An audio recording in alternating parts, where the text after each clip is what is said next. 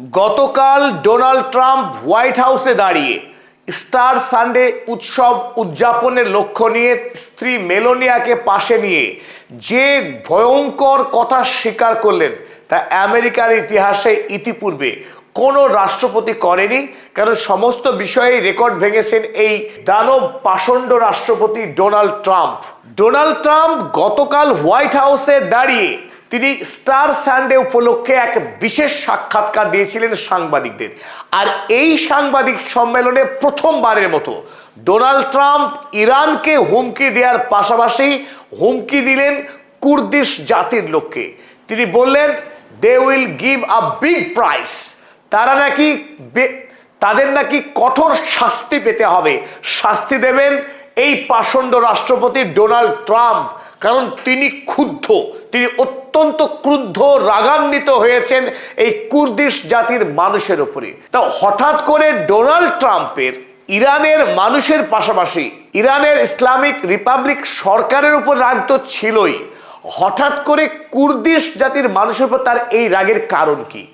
আজকের এই ভিডিওতে আমরা আপনাদের সামনে তুলে ধরবো একটা চাঞ্চল্যকর তথ্য যে ডোনাল্ড ট্রাম্প খোদ তিনি স্বীকার করেছেন আমেরিকা যুক্তরাষ্ট্র কত বড় ষড়যন্ত্রকারী রাষ্ট্র।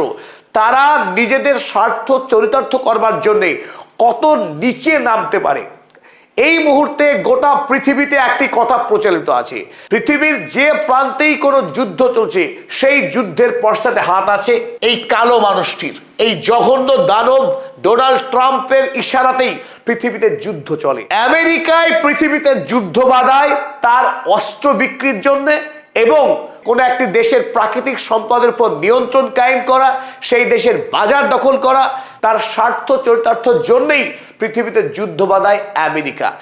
ইতিপূর্বে ইরানে 1953 সালে জনগণের দ্বারা নির্বাচিত প্রথম গণতান্ত্রিক রাষ্ট্রপতি মোহাম্মদ মুজাদ্দিক যখন ইরানের তেলকে রাষ্ট্রকরণ করেছিল, তার বিরুদ্ধে ইংল্যান্ডের M16 এবং আমেরিকার CIA মিলিতভাবে অপারেশন অ্যাজারেক্স চালিয়ে যেভাবে ইরানের তেলকে লুণ্ঠন করেছিল দীর্ঘকাল, 1979 সালে ইরানে ইসলামিক বিপ্লবের আগে পর্যন্ত, আর 2026 সালের জানুয়ারি মাসে আরো একবার এই ডোনাল্ড ট্রাম্প তিনি ষড়যন্ত্র করেছিলেন ইরানের ইসলামিক সরকারকে ফেলে দেওয়ার।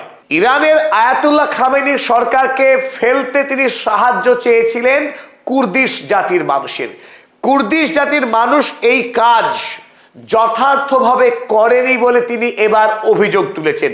এই অভিযোগ তোলাতে একটি বিষয় সত্য হলো, সেই সময়ে ইরান সহ কয়েকটি দেশের সংবাদ মাধ্যম জোর দাবি তুলেছিল যে ইরানের মানুষ আয়াতুল্লাহ খামেনির সরকারের প্রতি বিরক্ত নয়, তারা বিক্ষুব্ধ নয়।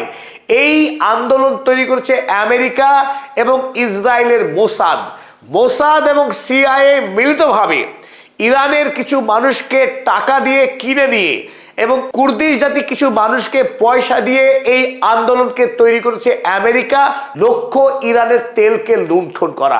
কাল তিনি বলেছেন আমেরিকার যে সমস্ত মানুষ ইরানের তেল লুণ্ঠন করার বিরুদ্ধে, ইরান যুদ্ধের বিরুদ্ধে, তারা সব স্টুপিড। আমি যদি হই আমি আগে গিয়ে ইরানের তেল লুট করব, কারণ ওটাই আমার স্বপ্ন। ইরানের তেল লুণ্ঠন করতে পারলে ঝুড়ি ঝুড়ি টাকা হবে, আর সেটাই আমার লক্ষ্য। ডোনাল্ড ট্রাম্প আমেরিকার রাষ্ট্রপতি, যিনি সোজা দাঁড়িয়ে বলছেন তিনি একজন চোর, তিনি লম্পট তো বটেই, তিনি পিডোফাইল। ইতিমধ্যেই তার বিরুদ্ধে এপস্টিন ফাইলে যত অভিযোগ এসেছে তাতে একাধিকবার দেখা গিয়েছে তিনি যে কুৎসিতভাবে এই যৌন কেলেঙ্কারিতে জড়িত ছিলেন, সেই মানুষের কাছ থেকে ন্যায়ের আশা তো করাই যায় না। কিন্তু পৃথিবী এইরকম জঘন্য মানুষকে কোনোদিন দেখেনি, যিনি রাষ্ট্রপতির আসনে বসে এইভাবে তিনি খুল্লাম খাল্লাম বলছেন যে আমি ডাকাত, আমি ডাকাতি করতে পারলে আমি খুশি হই। তিনি বলছেন দেখুন, if it were up to me I would take the oil. স্পষ্ট করে বলছেন যদি এটা আমাকে ছেড়ে দেওয়া হয় আমি ইরানের তেলকে নিয়ন্ত্রণে নেব। I would keep the oil, এই তেল আমি আমার দখলে রাখবো। I would make plenty of money, ইরানের তেল বিক্রি করে আমি প্রচুর টাকা লাভ করব।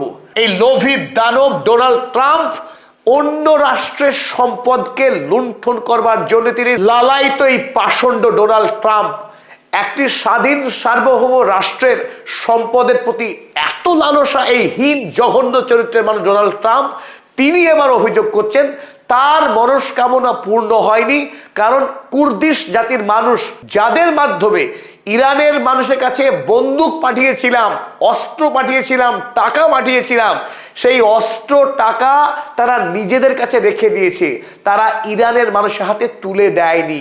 তাই জানুয়ারি মাসে আমাদের যে পরিকল্পনা ছিল